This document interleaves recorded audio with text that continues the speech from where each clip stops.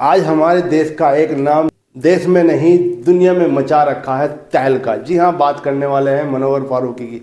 आज आपको शुरू से लेकर वीडियो देखनी है। वीडियो काफ़ी इंटरेस्टिंग होने वाली है।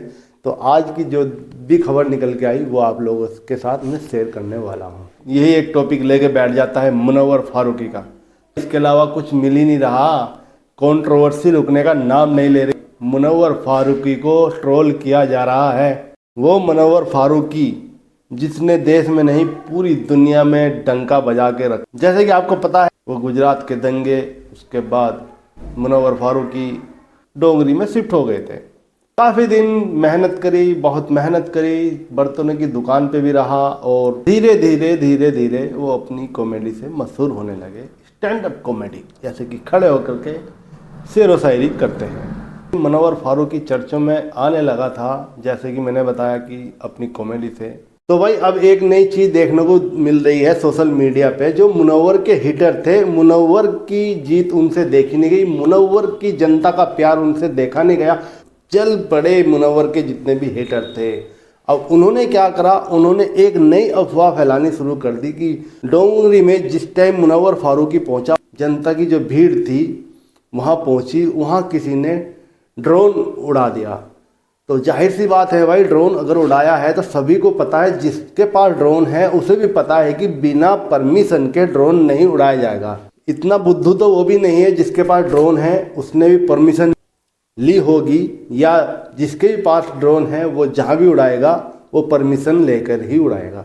मुनव्वर के जो हिटर थे उन्होंने क्या करा, एक अफवाह फैला दी कि भाई मुनव्वर के ऊपर जिसने ड्रोन उड़ाया था वो तो मिला नहीं, इस कारण मुनव्वर के ऊपर एक केस दर्ज हुआ है और मुनव्वर को पुलिस स्टेशन ले जाया गया है। तो ये सब एक फेक अफवाह थी मुनव्वर के खिलाफ। और एक और नया सुनने को मिल रहा है कि जो मुनव्वर का जो केस था, जिसमें मुनव्वर ने हिंदुओं के देवी देवताओं का अपमान किया था, उसी कारण वो जेल भी गया था।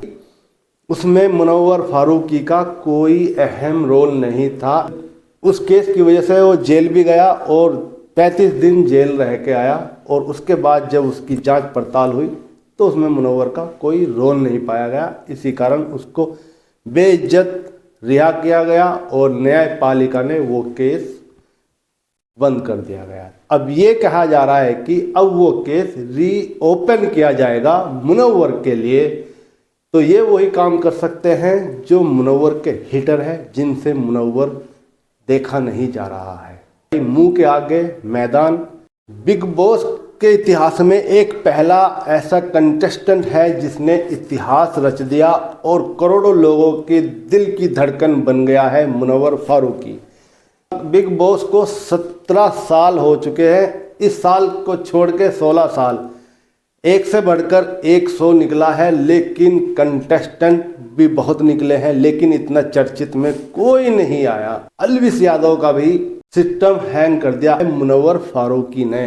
2023 की बात करें, कंगना रनावत का एक शो है लॉकअप, वहां से विनर बन के निकला। बिग बॉस 17 का विनर बन के निकला। मुनव्वर फारूकी कम टाइम में इतनी सफलता पाने पर कुछ लोगों की इतनी जली है कि यहाँ तक कि सुधीर चौधरी ने उसके ऊपर एक शो बनाया है प्रॉपर। कहा गया है कि मुनव्वर फारूकी वहाँ से आता है जहाँ से आतंकवादी आते थे। आज मुनव्वर फारूकी 7 बजे अपने इंस्टाग्राम पे लाइव आया था। मुझे मालूम था कि इंस्टाग्राम पे आज लाइव आने वाला है मुनव्वर फारूकी। उसी बीच मैंने मुनव्वर फारूकी को लाइव में लिखा कांग्रेचुलेशंस भाई। कमेंट रीड कर रहा था, सामने से मेरा कमेंट पहुंचा तो मुनव्वर फारूकी ने मेरा कमेंट पढ़ा और पढ़ के बोला, पहले तो इस तरीके से बात करी और आप वीडियो देख लो, मैं साइड में वीडियो लगाता हूँ, आप वो चेक कर लो। कांग्रेचुलेशन भाई Umer, thank you so much bro. तो भाई बड़ी खुशी हुई, बंदे ने मेरा कमेंट पढ़ा और मुझे रिप्लाई में कहा शुक्रिया भाई उमेद भाई, शुक्रिया, बड़ा अच्छा लगा। फर्स्ट टाइम कमेंट का जवाब दिया भाई, बड़ी खुशी हुई मुनव्वर भाई। हम तो ये दुआ देंगे दिन रात तरक्की करो, काम करो, मेहनत करो।